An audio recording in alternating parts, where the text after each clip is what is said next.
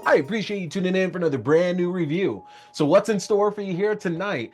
Folks, in movie reviews, we are talking about one of the most anticipated films of the year. The hype train has been rolling for a while at this point. Tonight in movie reviews, I'm talking Sinners. But let's not waste any time. Let's jump right on into things here, folks. If you haven't seen the trailer for Sinners before, this tells the story of the Smokestack brothers, a pair of brothers who return to their home in order to open up a new bar and casino. But on opening night, they find out that the patrons of their local town aren't the only ones coming to dance and sing the night away. They'll have to contend with a group of vampires. Can they survive the night? Find out in Sinners. And there it is, folks. That is everything that you need to know. Now, the first thing I need to mention here with this, again, is that Ryan Coogler has made not only the best film of the year, but this is no doubt the best film of his career. He's shown us in previous films that he has just this innate ability to interject the most powerful message in all of the films that he does. He picks out a fantastic cast that has the way to bring the words that he writes out alive onto the screen and put so much heart and emotion into them. He is a master at getting these concepts together to invoke thoughts of the past, the present, and the future, and knows the way to just infuse culture into every single second that we're watching on the screen. It's truly a phenomenal work from a director. We have a lot of really, really good creators out there these days, but it's hard to look at a filmmaker like Ryan Coogler and think about, in the short career that he's had, because it really has not been a long one at all, the library that he's put together. It's absolutely ridiculous. That bums me out that I was such a fool for not keeping in mind that Coogler is so good about putting these strong messages into his films, like into the story, because Sinners was no different than anything else he's done before. This time though, Coogler takes the idea of vampirism and uses it as like literal symbolism for both slavery and for the Ku Klux Klan as well too. And it's pretty fitting with this story that Coogler is able to put together. Land, property, money, music, even love. All these things are shown to be coveted by these other forces, whether it's the vampires, the clans, whoever at this point. And there's this whole idea of not just like trying to take it away, but it's assimilation. They want to take all these things away and make them theirs, make this music, make this love, make this location. They want that to be theirs by the way of these black people that they've oppressed, that they've put into these positions, into the situation. And obviously that very, very much echoes real life in the way that, especially like you can look at the arts and the way things have been passed down over the years at this point, and that shines through so much. And again, vampirism is a perfect way to tell this kind of story as well, because quite honestly, it doesn't seem so out of place in like this time of racial tension and racial hatred. This seems right on the money. It's a genius choice, and it helps to highlight how black people fought for the very little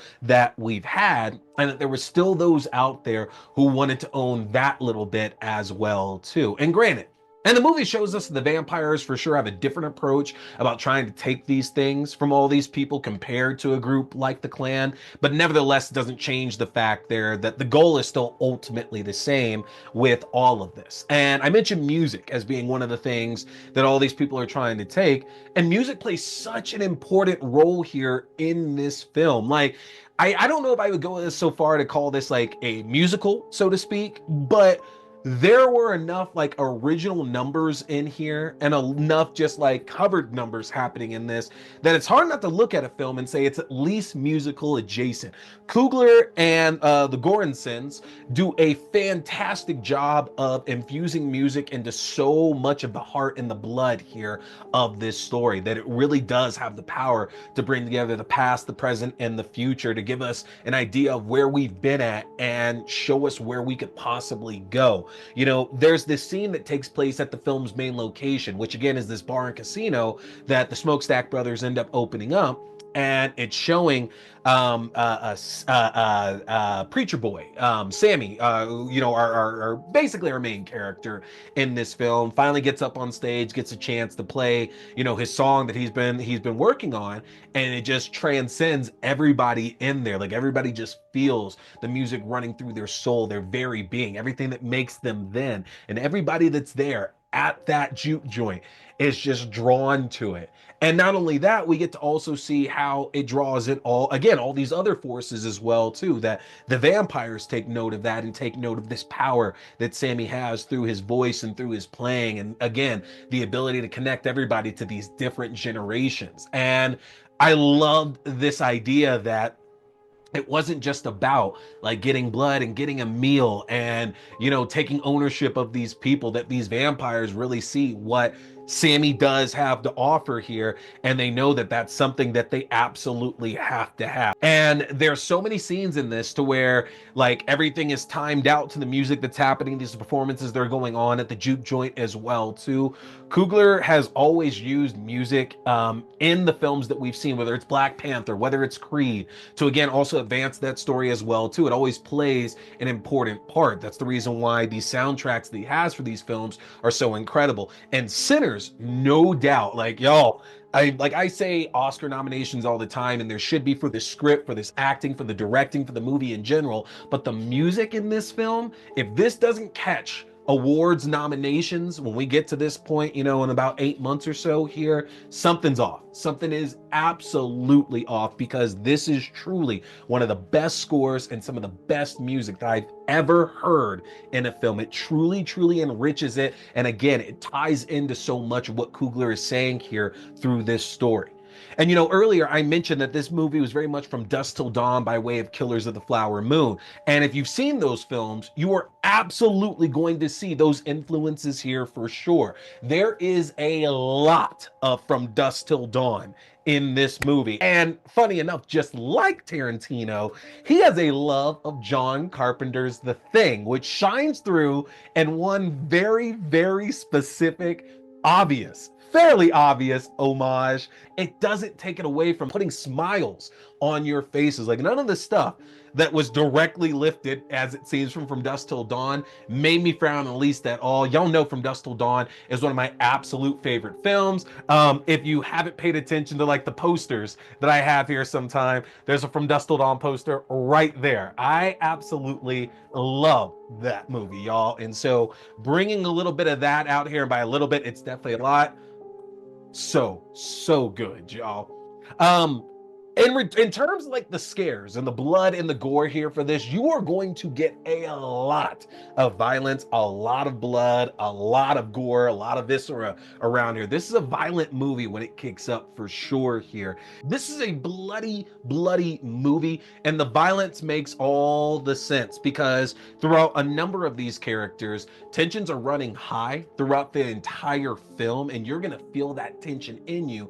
And it's almost like every time somebody gets shot or stabbed or cut up or bit or whatever, it's taking a bit of that tension out. And I thought it was extremely interesting that the one thing that we actually don't see too much of are the vampires feeding on people. Like it's there, but in terms of like all the violence and blood and everything else that we're seeing in that, none of those scenes seem to be the one to where we're getting the most blood coming out. Like there's one specific scene that kind of does that, and that scene is a reference to Day of the Dead. The vampires feeding on folks was not, in my opinion, part of the bloodiest moments of this film. And I think that serves a direct purpose to show that at the end of the day, it's still the violence that we're doing to each other with our hands and with guns and things like that that's bringing the most death and carnage and just evil to the land. Because no matter what we see in these characters, again, the story here is that nobody can be saved if you're living in this kind of life. Michael B. Jordan, who we've seen for quite a while, has put in his usual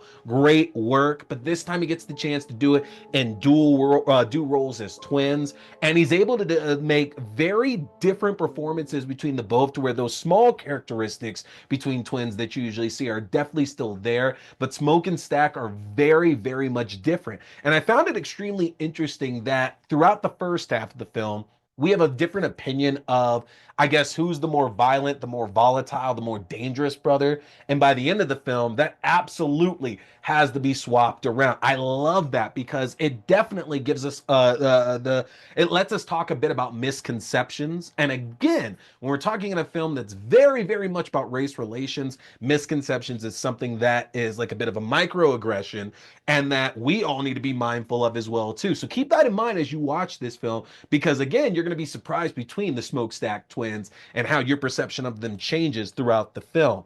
Um, Haley Steinfeld here is right at home amongst this mostly black cast and is absolutely able to carry her own. She has tremendous chemistry with Michael B. Jordan. There's this great viciousness to her as well too, but she plays the role so earnestly that it's impossible not to see that this character routinely was hanging out with this entire group when they were all younger, and nobody batted an eye about that at all. Steinfeld is taking on these much more deeper roles that give her a chance to do something juicy as she continues to get older. And I love getting her to see these kind of opportunities for her.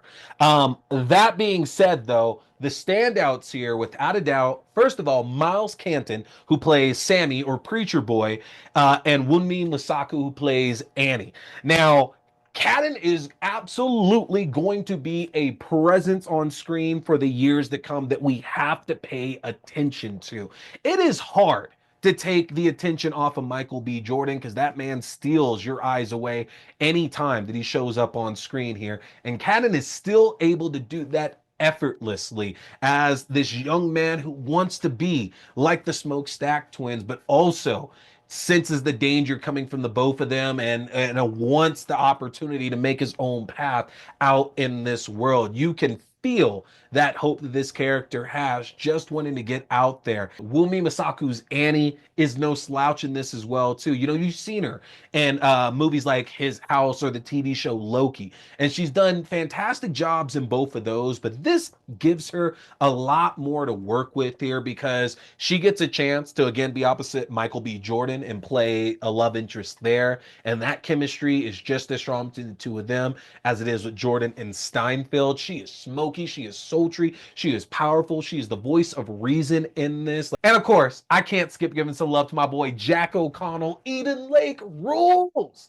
Love seeing him show up in projects here, and he's every bit as villainous as he is charming here in this film. Yo, this movie is incredible. It is absolutely incredible. I'm going to admit that I knew it would be good, but I did not think for a second it was going to live up to this hype that everybody was giving it. I didn't understand why it was getting the level of hype that it was getting, but let me tell you, it is absolutely real. You need to go and check this movie out in theaters, y'all. You will not regret it at all here. And of course, get subscribed to my link tree because we have so much other great horror content coming up. I don't want y'all to miss at all. The best way to stay on top of that is go to linktr.ee/T scary movie. If you get subscribed, that's going to give you access to the YouTube page for the video versions of the show, your favorite podcasting platforms, the audio only versions of the show, to my Letterboxd page for written reviews and movie rankings throughout the year, to my TikTok page for full episodes, movie news, and movie premieres, to my Twitch page for horror gaming, and to my Fangoria page, where you can enjoy a 20% discount off anything in the Fangoria shop. Take advantage of that, y'all. Hit that subscribe button there and stay tuned because I got more great horror content coming your way, y'all. We are looking at the Final Destination series coming up here, including the new film Final Destination Bloodlines. We're going to take a look at Borderline. We're jumping back into The Bondsman, Penny Dreadful, Black Mirror. Got so much stuff coming. You don't want to miss it. But that's going to do it for me tonight, y'all. I appreciate you tuning in. My name is T. We've been talking scary movies. Stay scared.